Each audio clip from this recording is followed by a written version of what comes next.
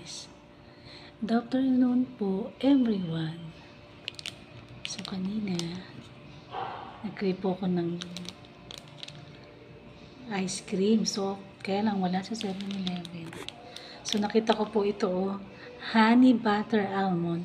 Ay wow, grabe, mahal pala siya. It's 60 pesos. Kaya pala yung sinundan ko. Binalik.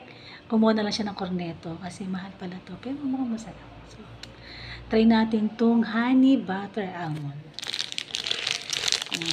From 7-Eleven. Wow. Ah.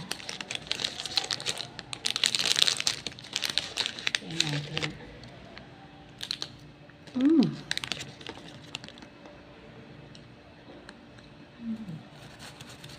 Sarap naman niya siya. Pwede ng 60 pesos. So, makatayin mo ng ice cream.